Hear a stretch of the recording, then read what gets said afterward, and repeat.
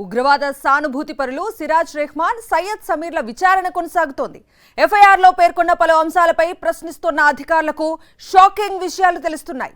ఏకంగా మానవ బాంబులను తయారు చేసేందుకు సిరాజ్, సమీర్ ప్లాన్ చేసినట్లు తెలుసుకొని షాక్ అయ్యారు అధికారులు. విజయనగరం ఉగ్ర కుట్ర కేసులో నిందితులుగా ఉన్న సిరాజ్, సమీర్ విచారణ కొనసాగుతోంది.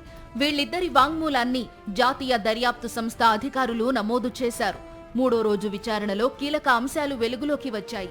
పేలుళ్ల కోసం దేశంలోని హైదరాబాద్, విజయనగరం, ఢిల్లీ, ముంబై, బెంగళూరులో రెక్కీ నిర్వహించినట్టు వీళ్లు అంగీకరించినట్టు తెలుస్తోంది.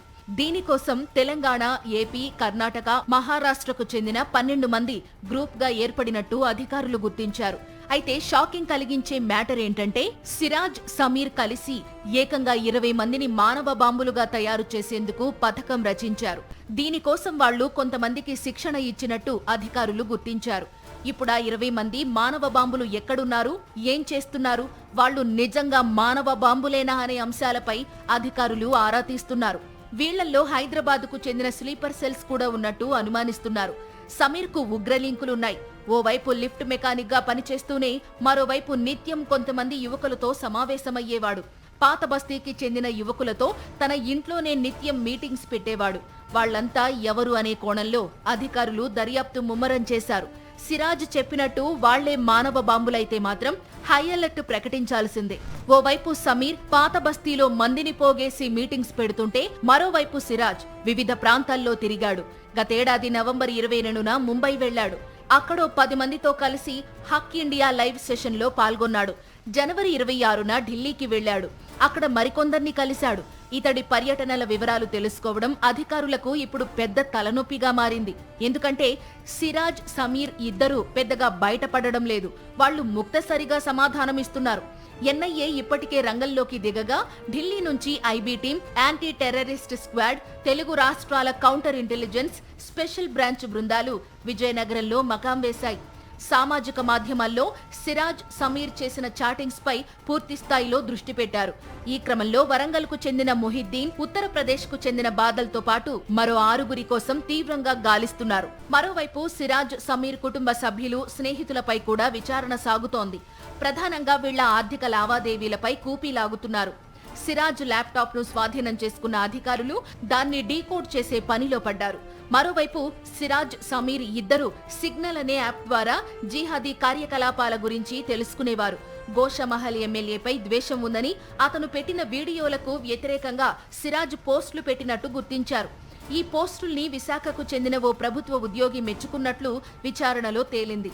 ఆ ప్రభుత్వ ఉద్యోగిని కూడా ప్రశ్నిస్తున్నారు అధికారులు. అసలు సిరాజ్, సమీర్ ఎక్కడ కలిశారు? విజయనగరంలో ఉన్న వ్యక్తి హైదరాబాద్ ఎందుకెళ్లాడు? అక్కడ ఉగ్రవాద భావాజాలానికి ఎందుకు ఆకర్షితుడయ్యాడు? సిరాజ్ జీవితం మొత్తం హైదరాబాద్లోనే మలుపు తిరిగింది. విజయనగరం ఉగ్రకుట్ర కేసులో బయటపడ్డ సంచలన విషయాలు వింటే ఎవరికైనా ఒళ్ళు గగురుపాటుకు గురి కావలసిందే. ఎవరికి అంతుపట్టని స్థాయిలో బిగ్ స్కెచ్ వేశాడు సిరాజ్. బాంబు పేలుళ్లతో అంచనాలకు అందని విధ్వంసం మిగిల్చాలని కుట్రలు పన్నాడు. ఈ విషయాలన్నీ పోలీసుల విచారణలో బయటపడ్డాయి. పేలుడు పదార్థాలు, వాటికి అవసరమైన పీవీసీ పైప్ ముక్కలు, ఇతర సామాగ్రి కొని ఐఈడీ తయారీకి ఉపయోగించే సమయంలోనే సిరాజ్ పై మెరుపు దాడి చేసి పట్టుకున్నారు పోలీసులు. అంతకంటే ముందు 6 నెలలుగా అతడిపై ఇంటెలిజెన్స్ బ్యూరో నిఘా పెట్టింది. అతను ఎవరెవరితో కలిసి ఎలా ప్లాన్ చేశాడు, అతనికున్న లింకులేంటనే విషయాన్ని ఎఫ్ఐఆర్లో నమోదు చేశారు. ఇంతకీ ఈ సిరాజ్ రెహమాన్ నేపథ్యం ఏంటి? అతడిలా ఉగ్ర కుట్రల వైపు ఎందుకొచ్చాడు? విజయనగరానికి చెందిన సిరాజ్ ఉర్ రెహమాన్ మెకానికల్ ఇంజనీరింగ్ పూర్తి చేశాడు.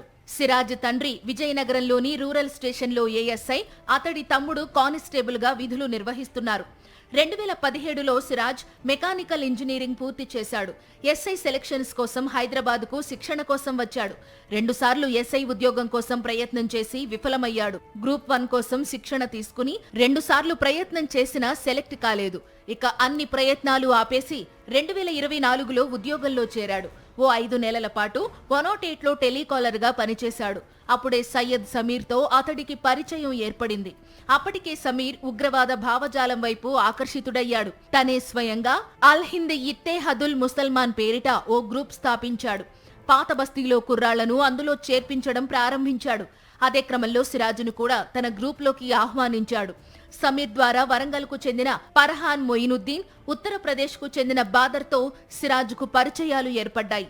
తమ వర్గంపై జరుగుతున్న అన్యాయాలపై సామాజిక మాధ్యమాల్లో వీళ్లు చర్చించుకునేవారు. అంతేకాదు వివిధ దేశాల్లో జరిగే ఉగ్రదాడులపై టెలిగ్రామ్ యాప్ ద్వారా అప్డేట్స్ తెలుసుకునేవాళ్లు. ఆ తరువాత సౌదీలో ఉంటున్న అబూ ముసబ్ సూచనల మేరకు సిగ్నల్ యాప్లోకి మారారు. అందులోనే తరచూ చర్చలు జరిపేవారు. రసాయన పదార్థాలు ఉపయోగించి ఐఈడీలు తయారు చేయాలనే నిర్ణయం సిగ్నల్ యాప్లోనే జరిగింది. ఆన్లైన్లో ఆర్డర్ చేసి పేలుడు పదార్థాల ముడిసరుకులు తెప్పించాడు సిరాజ్. దీనికి కావలసిన డబ్బులు కూడా సౌదీ నుంచే అందుకున్నాడు. సౌదీకి చెందిన అజ్ఞాత వ్యక్తి వీళ్లను ఎంతలా మార్చాడంటే అవసరమైతే ప్రాణత్యాగం చేయాలని సిరాజ్, సమీర్ నిర్ణయించుకున్నారు. ఇందులో భాగంగానే తమతో కలుపుకుని ఆత్మాహుతి దళాన్ని తయారు చేయడానికి వీళ్లు పథకం రచించారు. ఒమన్లో ఉంటున్న హైదరాబాదుకు చెందిన ఇమ్రాన్ అక్రమ్ ద్వారా కొనుగోలు చేసిన పేలుడు పదార్థాలతో ఐఈడీ తయారు చేసి జనసంచారం ఎక్కువ ఉన్న ప్రదేశాల్లో పేల్చాలంటూ వీళ్లకు ఆదేశాలు వచ్చాయి. బాంబులు తయారైన తరువాత మొదట డమ్మీ బ్లాస్ట్ చేయాలని కూడా ఆదేశాలందాయి. ఓవైపు సిరాజ్ ఆ పనిలో ఉంటుండగానే మరోవైపు కీలక సమాచారం ఆధారంగా ఎన్ఐఏ అధికారులు హైదరాబాద్లో సమీర్ను అరెస్టు చేశారు. అతడిచ్చిన సమాచారం ఆధారంగా సిరాజ్ను అదుపులోకి తీసుకున్నారు. అలా ఇంజనీరింగ్ చేసి మంచి ఉద్యోగం చేయాల్సిన సిరాజ్ తప్పుడు మార్గంలో అడుగుపెట్టి చిక్కులు తెచ్చిపెట్టుకున్నాడు. చేజేతులా తన భవిష్యత్తును తానే నాశనం చేసుకున్నాడు.